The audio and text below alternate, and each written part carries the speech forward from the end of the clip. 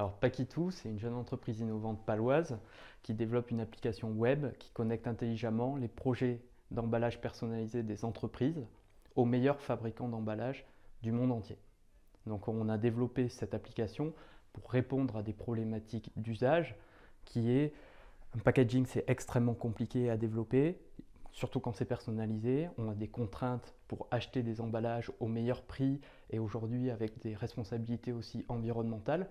C'est un univers extrêmement technique, compliqué, donc difficile de compréhension. Ça se transforme en cauchemar pour les entreprises, et particulièrement les PME et les ETI françaises.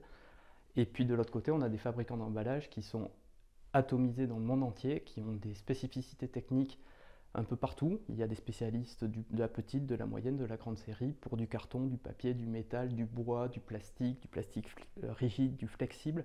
Et donc c'est très compliqué pour eux de découvrir des opportunités d'emballage personnalisé qu'ils peuvent faire auprès des clients qui leur correspondraient et un peu partout et de façon instantanée. Paquitou, ça vient à la base du Paquito, cette danse collective basque où des inconnus s'assoient en ligne et puis dansent au rythme de la musique et des tambours, et des inconnus se jettent sur cette ligne de personnes.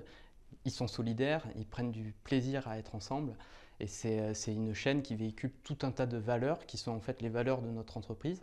Et donc notre technologie, notre outil, il est censé réconcilier tout cela comme un Paquito, permettre à des utilisateurs qui sont différents de se connecter et de travailler correctement ensemble et à la fin de prendre du plaisir dans cet univers.